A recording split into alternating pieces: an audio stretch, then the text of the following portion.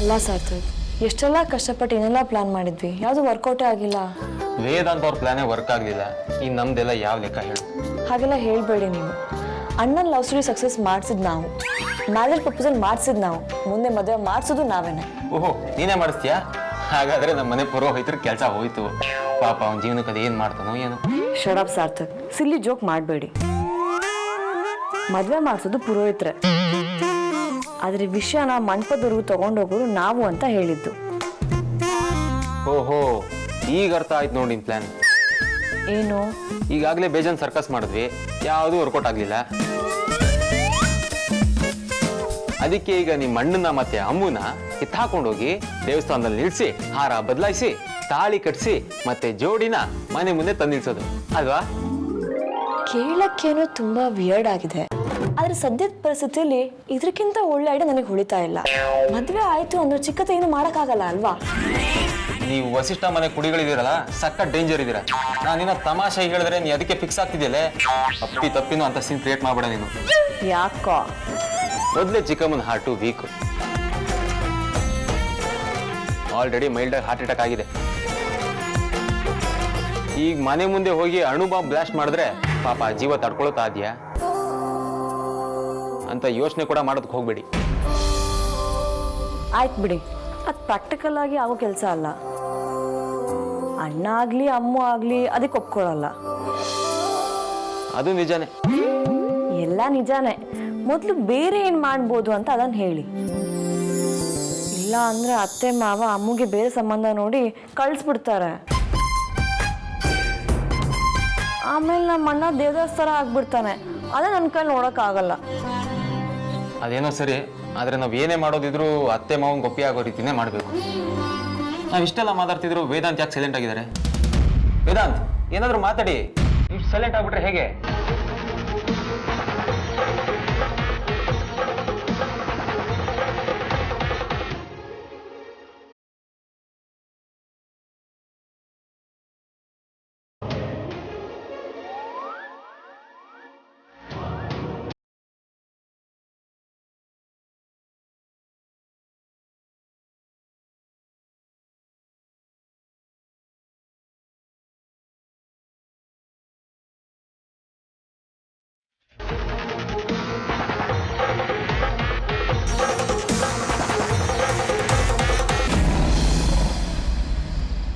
ಅರೆ, ನೀನು ಇಲ್ಲಿದೆಯಾ?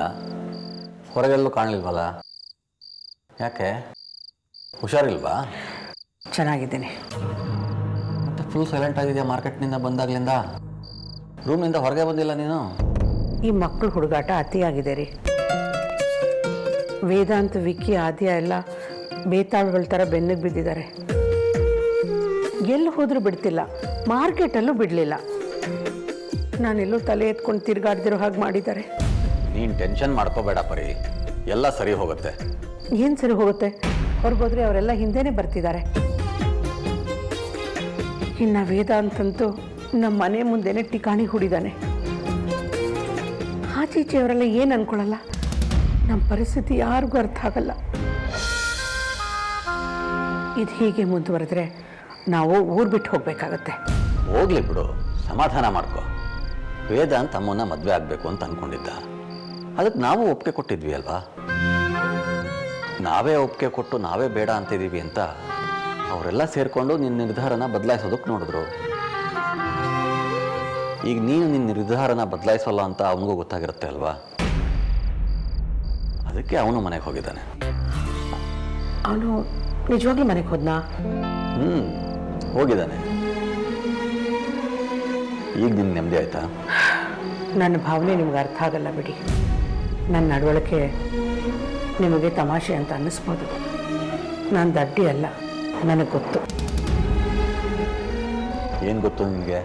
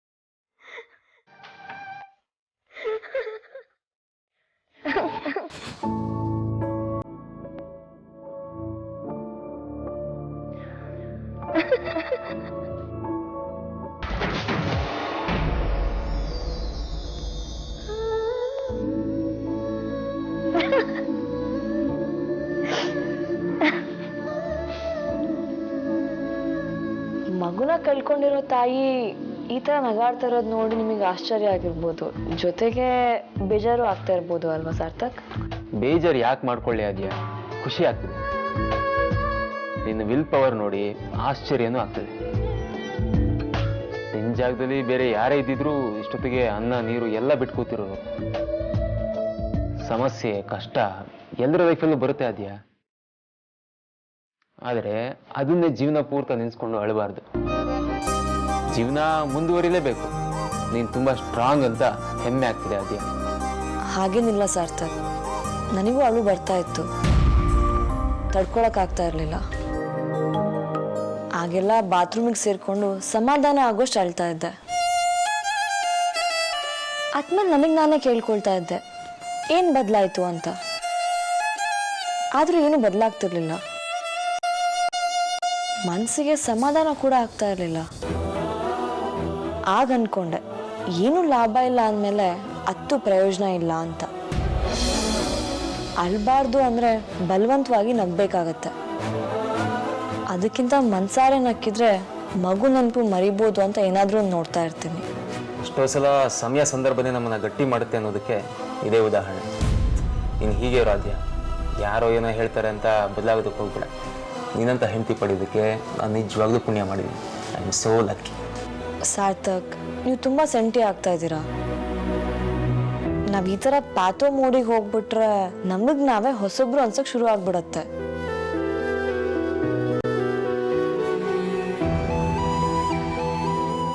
ಆದ್ಯಾ,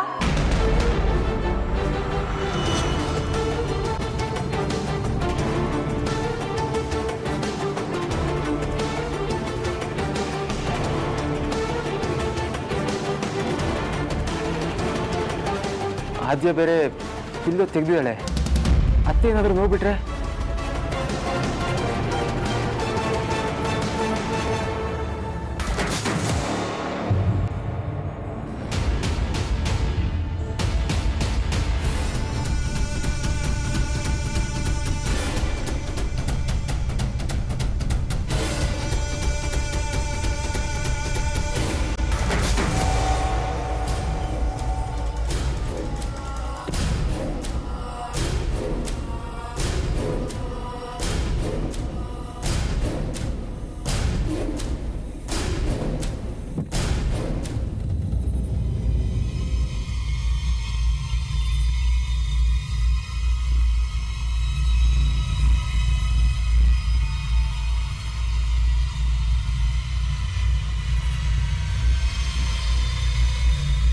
ಅಮ್ಮ ಬಾ, ಯಾಕೆ ಅಲ್ಲಿ ನಿಂತ್ಕೊಂಡ್ಬಿಟ್ಟೆ?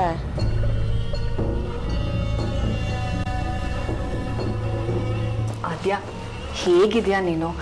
ನನ್ನನ್ನು ಸರಿಗೆ ಆರೈಕೆ ಮಾಡ್ತಿಲ್ಲ ಅಂತ ನನಗೆ ತುಂಬ ಬೇಜಾರಾಗ್ತಾ ಇದೆ. ಡಾಕ್ಟ್ರ್ ಹತ್ರ ರೆಗ್ಯುಲರಾಗಿ ಚೆಕಪ್ ಮಾಡಿಸ್ತಿದ್ದೀರಾ ಅಲ್ವಾ? ಅಮ್ಮ ಎಲ್ಲ ಮಾಡಿಸ್ತಾ ಇದ್ದೀವಿ, ಮಗುನೂ ಆರೋಗ್ಯ ಆಗಿದೆ ಅಂತ ಡಾಕ್ಟ್ರು ಹೇಳಿದ್ದಾರೆ. ಅದೇ ಮುಖ್ಯ ಅಲ್ವಾ ಆದ್ಯಾ? ನೋಡು, ಸ್ವಲ್ಪನೂ ನೆಗ್ಲೆಕ್ಟ್ ಮಾಡಬೇಡ. ಡೆಲಿವರಿ ಡೇಟ್ ಯಾವಾಗ ಕೊಟ್ಟಿದ್ದಾರೆ? ನೀ ನನ್ಗೆ ಈಗೀಗ ಏನು ಹೇಳೋದೇ ಇಲ್ಲ. ಅದು ಅತ್ತೆ ಇನ್ನೂ ಕೊಟ್ಟಿಲ್ಲ. ಅರೆ, ಇಷ್ಟೊತ್ತು ಆಲ್ರೆಡಿ ಕೊಡಬೇಕಾಗಿತ್ತಲ್ವಾ? ಯಾಕೆ ಕೊಟ್ಟಿಲ್ಲ? ಕೊಟ್ಟಿಲ್ಲ ಅಂದರೆ ಒಂದು ಡೇಟ್ ಹೇಳಿದ್ದಾರೆ, ಆದರೆ ಆ ಡೇಟು ಒಳ್ಳೆ ದಿನನ ಒಂದ್ಸಲ ಚೆಕ್ ಮಾಡ್ಕೊಂಬಿಡಿ ಅಂತ ಆದ್ಯ ಹೇಳ್ತಿದ್ಲು ಅಷ್ಟೇ. ವಾಟ್ ನಾನ್ಸೆನ್ಸ್ ಆದ್ಯಾ, ನೀನು ಈ ಕಾಲದವಳು ಇದನ್ನೆಲ್ಲ ನಂಬ್ಕೊಂಡು ಸುಮ್ಮನೆ ಹುಡುಗಾಟ ಆಡಬೇಡ. ಒಂದ್ಸಲ ಆಗ ಅನ್ಸಿತ್ತು ಅಮ್ಮ, ಈಗ ಅದನ್ನೆಲ್ಲ ಬಿಟ್ಬಿಟ್ಟಿದ್ದೀನಿ.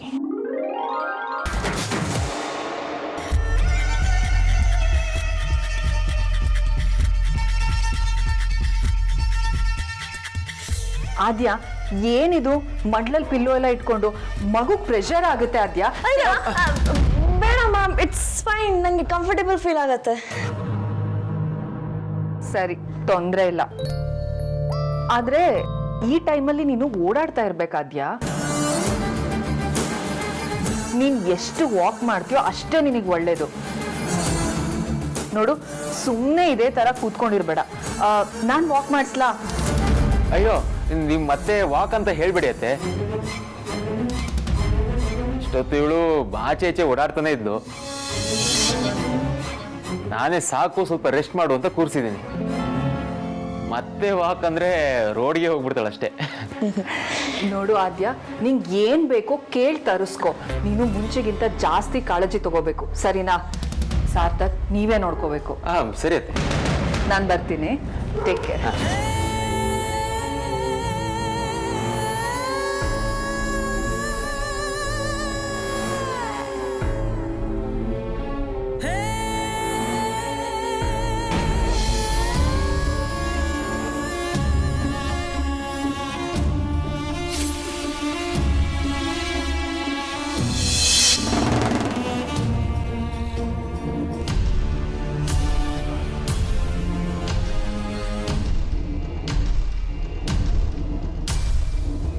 ಗಂಡ ಹೆಂಡತಿ ಏನೋ ಮುಚ್ಚಿಡೋ ಥರ ಆಡ್ತಿದ್ರಲ್ಲ, ಏನಿರ್ಬೋದು? ಅದು ಅಲ್ಲದೆ ಆದ್ಯ ಯಾಕೆ ನಾನು ಹೋಗ್ತಿದ್ದಂಗೆ ಹಾಗೆ ಟೆನ್ಷನ್ ಮಾಡ್ಕೊಂಡ್ಲು? ಅವಾಯ್ಡ್ ಬೇರೆ ಮಾಡೋ ಥರ ಇತ್ತು. ಇವರಿಬ್ರು ಏನು ನಡೆಸ್ತಾ ಇದ್ದಾರೆ?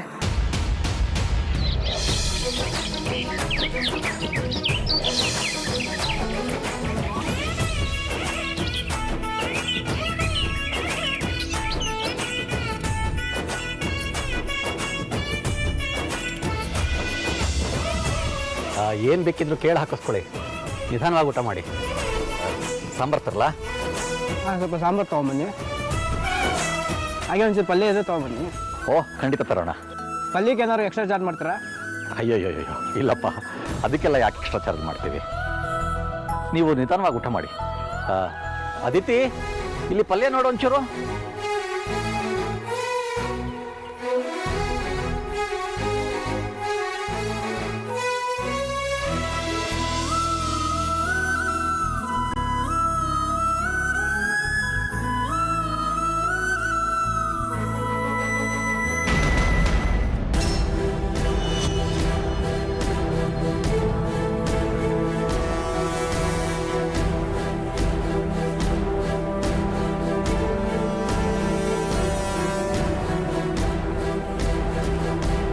ಏನ್ರಿ ಇದು ಗೊಬ್ಬ ವಾಸನೆ? ಅಸಹ್ಯ. ಈ ವಾಸನೆ ಊಟ ಮಾಡೋಕ್ಕಾಗತ್ತಾ? ಏಯ್ ಬಂದ್ರು ಬೇರೆ ಹೋಟ್ಲಿಗೆ ಹೋಗೋಣ.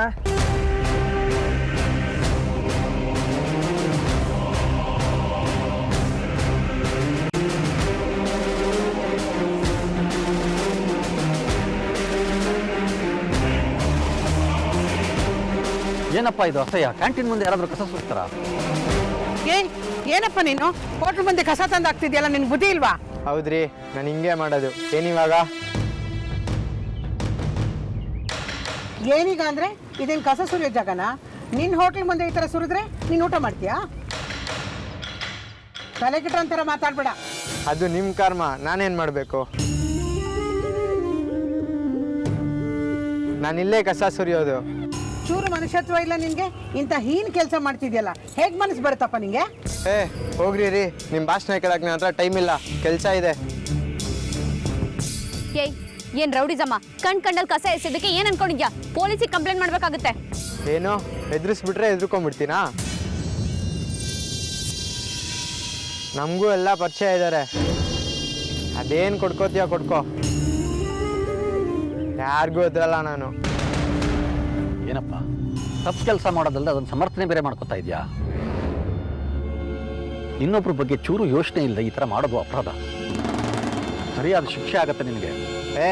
ಹೋಗಯ್ಯ, ಬಂದ್ಬಿಟ್ಟ ದೊಡ್ಡದಾಗಿ.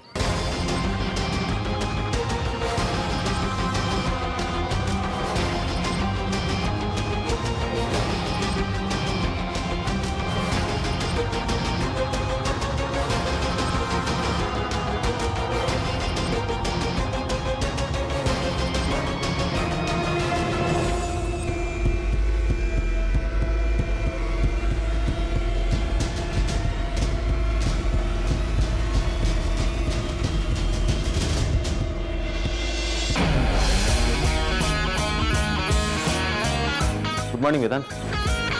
Good morning Sarthak. ಆಫೀಸ್ ಕಡೆ ಹೊರಟ ಕಾಣಿಸ್ತಿದೆ. ಯಾಕೆ ಹಾಕಿ ಹೇಳ್ತಿದ್ದೀರಾ?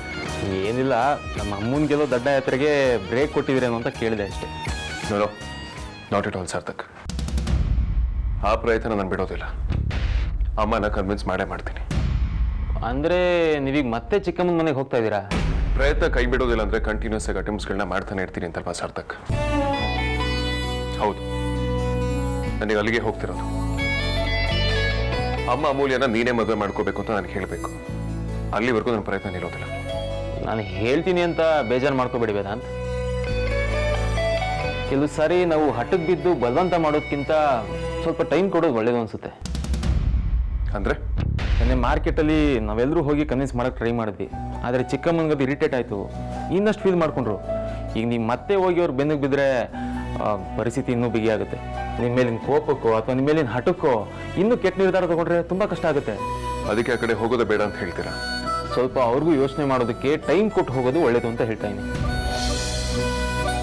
ಎಷ್ಟೋ ವಿಷಯದಲ್ಲಿ ಹತ್ತಿರದಲ್ಲಿದ್ದಾಗ ಬೆಲೆ ಗೊತ್ತಾಗಲ್ಲ, ಅದು ನಮ್ಮಿಂದ ದೂರ ಇದೆ ಅಂದಾಗಲೇ ಅದು ಎಷ್ಟು ಮುಖ್ಯ ಅಂತ ಅರ್ಥ ಆಗೋದು.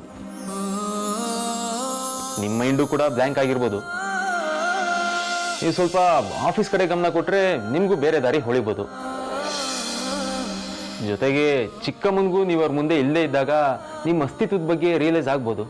ಅಫ್ಕೋರ್ಸ್ ನೀವು ಹೇಳ್ತಿರೋದ್ರಲ್ಲೂ ಪಾಯಿಂಟ್ ಇದೆ ಸಾರ್ಥಕ್. ಸರಿ, ನಾನು ಇವತ್ತು ಅಲ್ಲಿಗೆ ಹೋಗೋದಿಲ್ಲ, ನಿಮ್ಮ ಜೊತೆ ಆಫೀಸಿಗೆ ಬರ್ತೀನಿ. ಸೂಪರ್ ವೇದಾಂತ್, ನೀವು ಯೋಚನೆ ಮಾಡಬೇಡಿ. ನನ್ನ ಮನಸ್ಸು ಹೇಳ್ತಾ ಇದೆ, ಇನ್ನು 2 ದಿನದಲ್ಲಿ ನಿಮ್ಮ ಪಾಲಿಗೆ ಒಳ್ಳೆ ನ್ಯೂಸ್ ಬಂದೇ ಬರುತ್ತೆ. ಹೋಪ್ಸ್ ಅಂತೂ ಕಳ್ಕೊಳ್ಳೇಬೇಡಿ. ಆಫೀಸಲ್ಲಿ ಸಿಗೋಣ. ಓಕೆ, ಬಾಯ್ ಬಾಯ್.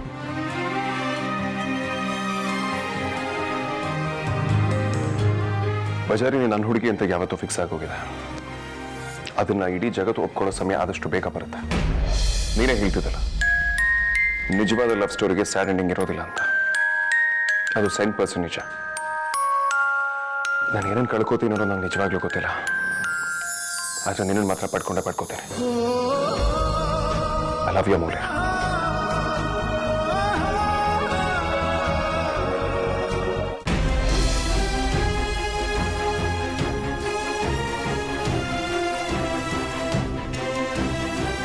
ಈ ಥರ ವಾಸನೆ ಬಂದರೆ ಅಡುಗೆನೆಲ್ಲ ಏನು ಮಾಡೋದು?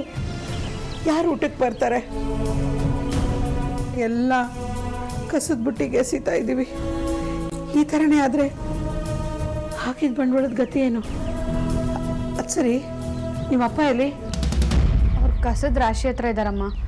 ಅಲ್ವೇ ಅದಿತಿ, ಈ ಜಾಗದಲ್ಲಿ ಮೊದಲೇ ಕಸ ಇತ್ತಾ? ನೀವು ಅಂಗಡಿ ನೋಡೋಕೆ ಬಂದಾಗ ಇಲ್ಲಿ ಕಸ ಹಾಕಿದ್ರೇನೆ? ಅಯ್ಯೋ ಇಲ್ಲಮ್ಮ, ಆ ಥರ ಎಲ್ಲ ಏನೂ ಇಲ್ಲ. ನಂಗೆ ಯಾಕೋ ಇದನ್ನೆಲ್ಲ ಯಾರೋ ಬೇಕು ಅಂತಾನೆ ಮಾಡ್ತಿದ್ದಾರೆ ಅನಿಸ್ತಿದೆ. ಬೇಕು ಅಂತನಾ? ಅಲ್ಲ ಕಣೆ, ಯಾರಾದರೂ ಕಸನ ಬೇಕು ಅಂತ ಹಾಕ್ತಾರೇನೆ? ಯಾಕಾಗಲ್ಲ? ಆ ರಂಗಣ್ಣನ ಕಡೆಯವರು ನಮ್ಮ ಕ್ಯಾಂಟೀನ್ ನಡಿಬಾರ್ದು ಅಂತಾನೆ ಹೀಗೆಲ್ಲ ಮಾಡ್ತಿದ್ದಾರೆ. ನನಗೂ ಹಾಗೆ ಅನಿಸ್ತಾ ಇದೆ ಅಕ್ಕ. ಅವ್ರು ಮಾತಾಡೋದು ಕೇಳಿದ್ರೆ ನೀವೇನೇ ಮಾಡ್ಕೊಳ್ಳಿ, ನಂಗೆ ಹಿಂಗೆ ಮಾಡಕ್ಕೆ ಹೇಳಿದಾರೆ ಅನ್ನೋ ಹಾಗಿತ್ತು. ಅಯ್ಯೋ, ಇವ್ರಿಗೆಲ್ಲ ಯಾಕೆ ದುರ್ಬುದ್ಧಿನೋ. ಅಲ್ಲ ಕಣ್ರಿ, ಈಗೇನು ಮಾಡೋದು? ಅಷ್ಟು ಕಸನ ಹೇಗೆ ಎತ್ತು ಹಾಕೋದು? ಅದು ಅಸಾಧ್ಯ ಅಮ್ಮ. ಒಂದು ವೇಳೆ ನಾವು ಮತ್ತೆ ಕ್ಲೀನ್ ಮಾಡಿದ್ರು ಮತ್ತೆ ಅವ್ರು ಕಸ ತಂದು ಹಾಕ್ತಾರೆ. ಇದನ್ನೆಲ್ಲ ಅವ್ರು ಬೇಕು ಅಂತಾನೆ ಮಾಡ್ತಾ ಇದ್ದಾರೆ. ಯಾರಿಗೇನು ದ್ರೋಹ ಮಾಡಿದ್ವಿ ಅಂತ ಒಂದಲ್ಲ ಒಂದು ಸಮಸ್ಯೆ ಆಗ್ತಿದೆ ನಮಗೆ. ದೇವ್ರೆ, ಯಾಕಪ್ಪ ಹೀಗೆಲ್ಲ ಮಾಡ್ತಾ ಇದೀಯಾ? ನಿಯತ್ತಾಗಿ ದುಡ್ಡು ತಿನ್ನೋರ್ಗೆ ಬೆಲೆನೇ ಇಲ್ವಾ? ಅಮ್ಮ ಪ್ಲೀಸ್ ಅಳ್ಬೇಡಮ್ಮ. ಅಮ್ಮ ಸಮಾಧಾನ ಮಾಡ್ಕೋ. ಅವ್ರಿಗೆಲ್ಲ ಸರಿಯಾಗಿ ಬುದ್ಧಿ ಕಲಿಸ್ಬೇಕು. ಇನ್ನು ಸರಿ ನಮ್ಮ ಕಡೆ ಕಣ್ಣೆತ್ತಿ ಕೂಡ ನೋಡಬಾರ್ದು. ಹಾಗೆ ಮಾಡಬೇಕು. ಕೋಪದಲ್ಲಿ ಎಲ್ಲ ಸರಿ ಅನ್ಸುತ್ತೆ ಕಣೆ, ಆದರೆ ಇದನ್ನೆಲ್ಲ ಮಾಡೋದಕ್ಕೆ ನಮಗೆ ಶಕ್ತಿ ಇಲ್ವಲ್ಲ. ದುಡ್ಡಿರೋರು ದೊಡ್ಡವ್ರ ಮುಂದೆ ನಮ್ಮ ಗೋಳನ್ನು ಯಾರು ಕೇಳ್ತಾರೆ? ಈ ಥರ ರೌಡಿಸಮ್ ಮಾಡೋರು ಸಂಬಂಧಪಟ್ಟವ್ರನ್ನ ದುಡ್ಡು ಕೊಟ್ಟು ಅವ್ರ ಜೊತೆ ಸ್ನೇಹ ಬೆಳೆಸ್ಕೊಂಬಿಟ್ಟಿರ್ತಾರೆ. ನಮ್ಮ ಗೋಳು ಯಾರೇ ಕೇಳ್ತಾರೆ? ದುಡ್ಡಿರೋರು ನಮಗೂ ಗೊತ್ತಿಲ್ವಾ? ನಾವೆಲ್ಲ ಅನ್ಯಾಯನ ಸಹಿಸ್ಕೊಂಡು ಸುಮ್ಮನೆ ಇರ್ಬೇಕಾ? ನಾನು ಮೊದಲು ಅಮ್ಮು ಅಕ್ಕಂಗೆ ವೇದಾಂತ್ ಬಾಬಾಗೆ ಕಾಲ್ ಮಾಡಿ ವಿಷಯ ತಿಳಿಸ್ತೀನಿ. ವೇದಾಂತ್ ಬಾಬಾ ಇದಕ್ಕೆಲ್ಲ ಒಂದು ದಾರಿ ಮಾಡೇ ಮಾಡ್ತಾರೆ. ಸುಮ್ಮನೆ ಇರು ಅದಿತಿ. ಹಾಗೆಲ್ಲ ಹೇಳಿದ್ರೆ ನಾವು ಸ್ವಾರ್ಥಿಗಳಾಗ್ಬಿಡ್ತೀವಿ ಅಷ್ಟೇ. ಮತ್ತೆ ಇದನ್ನ ಹೀಗೆ ಬಿಡಕ್ಕಾಗತ್ತಾ ಅಮ್ಮ? ಕಸದ ವಾಸನೆ ಬರ್ತಾ ಇದ್ರೆ ಯಾರು ತಾನೇ ನಮ್ಮ ಹೋಟೆಲ್ಗೆ ಬರ್ತಾರೆ? 2 ದಿನದಲ್ಲಿ ನಮ್ಮ ಬಿಸ್ನೆಸ್ ಎಲ್ಲ ಬಂದಾಗ್ಬಿಡುತ್ತೆ ಅಷ್ಟೇ. ಹಿರಿಯರು, ನಿಮ್ಮಪ್ಪ ಬಂದವರು ಅದೇನು ಹೇಳ್ತಾರೆ ಅಂತ ಕೇಳೋಣ. ನಮ್ಮನ್ನ ಆ ದೇವರೇ ಕಾಪಾಡಬೇಕು.